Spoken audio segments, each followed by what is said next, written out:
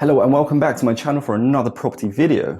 If you are new to the channel, my aim here is to help you understand property a bit better and give you some guidance on a range of property related matters, so definitely consider subscribing to keep up to date with my new videos. Today I want to talk about a certain topic that has been quite big in the news recently, and I think it's created a massive wave in the property world which has caused a lot of tension, and this is the government's proposals on leasehold reform.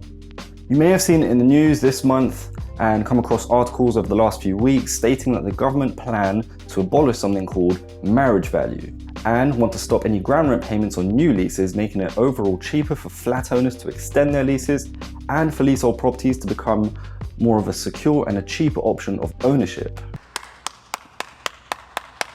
I've read so many articles ranging from the BBC to the Telegraph to Estate Agent Today, which I'll put a link to a few of them below, and I think that the information or the narrative is a bit skewed, so I wanted to clarify some of the points and give you my opinion on the matter. In order to understand how these changes might affect leaseholders, I will be explaining key concepts throughout the video. So let's dive straight into it. On the 7th of January 2021, the Housing Secretary Robert Jenrick announced that millions of leaseholders will be given the right to extend their lease by a maximum of 990 years at zero ground rent. Further in the article, he says, across the country, people are struggling to realise the dream of owning their own home, but find the reality of being a leaseholder far too bureaucratic, burdensome, and expensive. The government also plans to abolish prohibitive costs such as marriage value and set the calculation rates to ensure this is fairer, cheaper, and more transparent. What we have to understand here is that these are only proposals that have to be brought forward in the upcoming session of Parliament, and they have to be voted for them to actually take effect. The first part of this two-part seminal reforming will focus on setting future ground rents to zero, and the second part will focus on abolishing marriage value and other things, and we don't know how long this will actually take, but it could be a few years.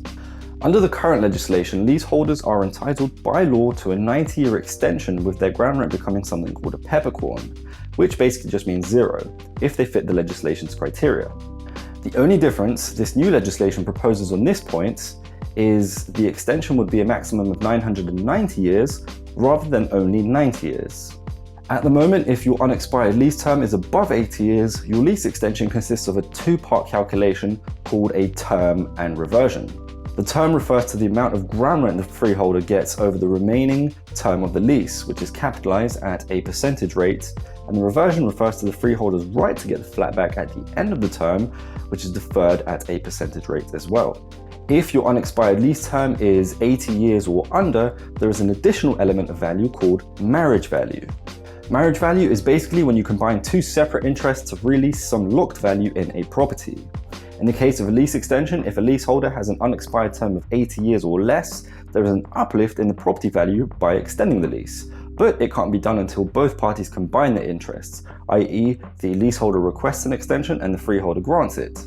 This uplift in value is known as marriage value, and the leaseholder pays 50% of that marriage value to the freeholder. This is the reason why it becomes more expensive to extend the lease once it drops to 80 years or below. With the abolition of marriage value, it will become significantly cheaper to extend your lease if all other factors stay the same. Let's go through an example. Let's assume you have an unexpired term of 50 years. The value of your flat with a long lease is £300,000. The ground rent is £200 until the end of the term. The capitalization rate will set at 6%. The deferment rate will set at 5%. The relativity will set at 71%. The relativity is used to calculate the short lease versus the long lease value, which is needed to determine the marriage value elements. These percentages come from years of research and tribunal judgments. Under the current legislation, the lease extension in this scenario would cost approximately £57,060, of which the leaseholder's half of the marriage value alone is £27,811. If the new legislation were to pass and assuming all relevant factors stay the same, in this scenario the lease extension would not include marriage value and would cost approximately £29,250, which is a significant saving. However, since we don't know what the new methodology for calculation will be, for illustration purposes I want to show you what a small change in the rates could mean. Let's assume the same variables other than the capitalization rate and deferment rate, which we will drop by 1%. Under the new proposed legislation without the marriage value, the lease extension would cost £45,037. As you can see, a small change in the deferment and capitalisation rate means a huge jump in the premium payable, even without the marriage value element. Depending on what the new calculation methodology would be, it might not actually make a huge difference to the premium you pay.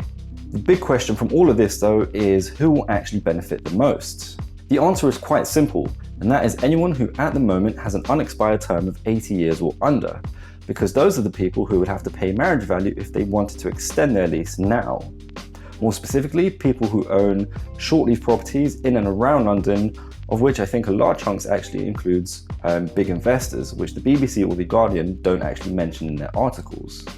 If the legislation were to pass and marriage value was abolished without other factors changing much, short lease owners would become very wealthy overnight.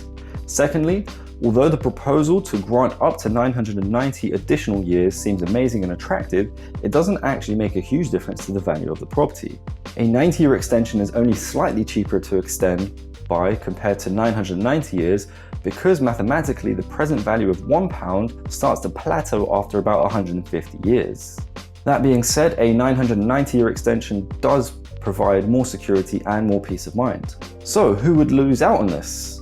On the flip side, if someone gains, others have to lose. In this situation, if marriage value is abolished, then the freeholders would be the ones losing out. The downside to this is that a lot of freeholds that contain short lease properties are owned by charities, pension funds, councils, small businesses, private individuals who don't own anything else, and others in fragile situations.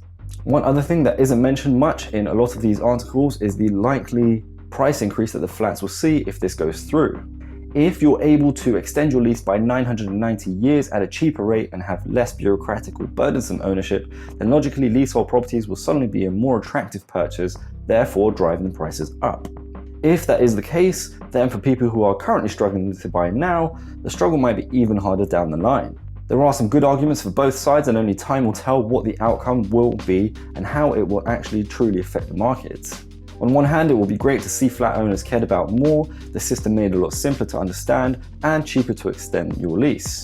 On the other hand, years of research, case law, publications and knowledge will kind of go down the drain, and the leasehold reform industry within valuation surveying could become even more niche than it is, or even fall apart completely. At the moment, whilst the proposals haven't gone through yet, the normal legislation still applies, so please remember that if you're thinking about either waiting or extending your lease now.